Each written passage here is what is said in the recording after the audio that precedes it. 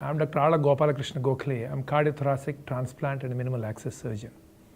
We all know one of our main goals in life is to stay happy and healthy. If we want to stay healthy, we have so many organs in the body, all of them should work nicely. And every organ is very important, but each one does its own work. For example, we have two lungs in the chest, one on the right side, one on the left side. Whenever we take a deep breath, the oxygen from outside goes into the lungs, and the lungs will take away carbon dioxide from the blood and take the oxygen from outside. This way it purifies the blood. Then this blood is pumped by the heart to all the organs in the body so they can work well. Sometimes these lungs don't do their work for various reasons. In other words, they are not able to give oxygen to the blood and take away carbon dioxide. Imagine what happens if the lungs don't work. Every time we are walking, talking, without our conscious effort, we keep breathing almost about 10 to 15 times every minute. And if we can't breathe, then we can't talk, we can't walk. Because every time we put an effort, the body requires more oxygen. We have difficulty in breathing. Imagine a patient who cannot breathe, who cannot even go to the toilet by walking because they become short of breath. There are many conditions that can affect the lungs. Actually, with one lung, we can survive very well. The nature has given us two lungs so that we have a lot of reserve. But these lungs can get affected by various conditions. The moment we breathe the atmospheric air, if there are any bacteria outside, they can come into the lungs and affect the lungs. So infections are very common. And if the infections are not treated in time, the lungs can get damaged. People sometimes go on ventilator. Many a time these infections are curable. However, there are a few conditions which can damage the lungs. The lungs are like sponge, but when they are damaged, they become like a solid rock, and the oxygen and carbon dioxide won't be able to go through the walls of the lungs. One of the common conditions is called chronic obstructive pulmonary disease. You know of patients who have got bronchial asthma. Sometimes suddenly they become breathless. When we give some medicines, their breathing gets better. When they are not treated well, over a course of time, the lungs can get damaged in these people, and then the lungs become like rocks, and the oxygen and carbon dioxide won't diffuse. So previously they were getting symptomatic when they were getting these asthmatic episodes. Now even at rest, they become breathless. Another condition that can affect is interstitial fibrosis. We do not know what exactly is the reason. Maybe viral infections, bacterial infections, we do not know. But the lungs, instead of being as a spongy structure, become like solid structures with a lot of fibrosis inside the lungs. Then again, carbon dioxide won't be able to diffuse. There are a few more other conditions called sarcoidosis. They're all rare conditions. But whatever it may be, end of the day, when the lungs are not working, people become breathless, they cannot walk, they cannot do their activities. And when we check the oxygen saturation on the finger by putting an oxygen saturation probe, normally it should be somewhere around 98 to 99%. It becomes like 90% when they walk for a few feet, then it becomes like 70%, 60%.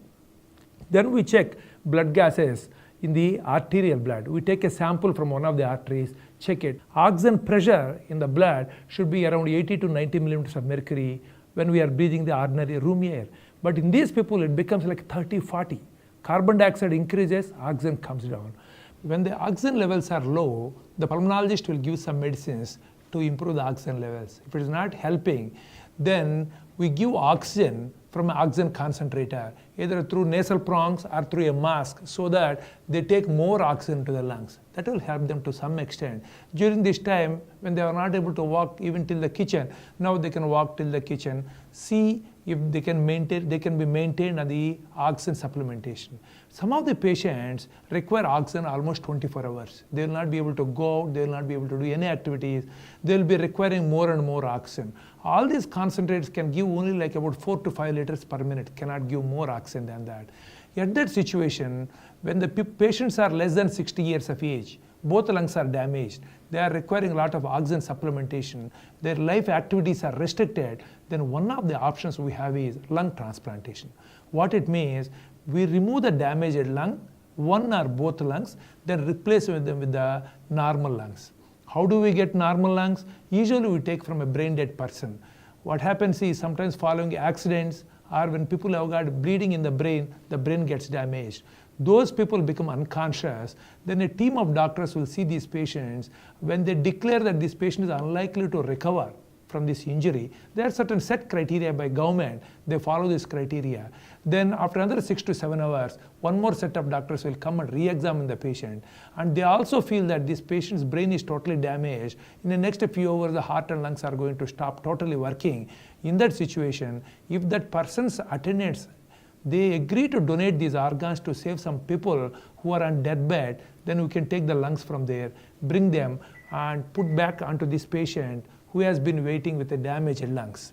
So when we put those lungs, the new lungs from another person, to this patient who has got bad lungs, then we may either change one lung or 2 lungs depending on the situation of the patient and the diagnosis of the problem that caused this damaged lungs. For example, someone has got infection in the lungs which caused the damage to the lungs.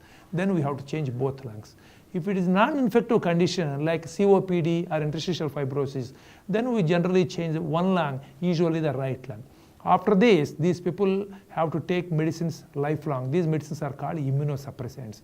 When we bring a lung from some other person and put it here, the body will recognize it is not my part. Then it tries to kill that part. To prevent it, we have to give these drugs. It will cost about 30,000 rupees per month for these medicines, and the people have to take them lifelong. They can't skip even for one day. How much doses to take, what drugs to take, the surgeons will decide based on certain blood tests, how we are recovering, how the body is responding.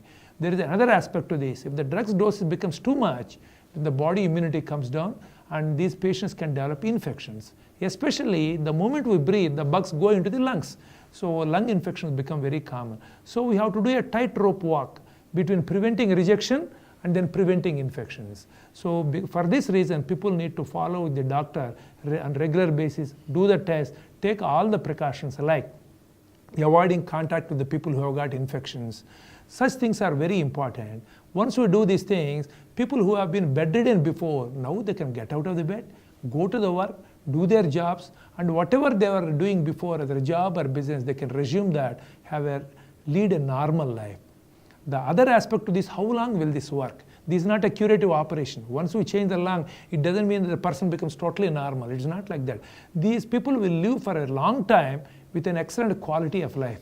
There are people who have participated in Olympics, various games, following transplantation of various organs. Similarly, these people can resume normal activity.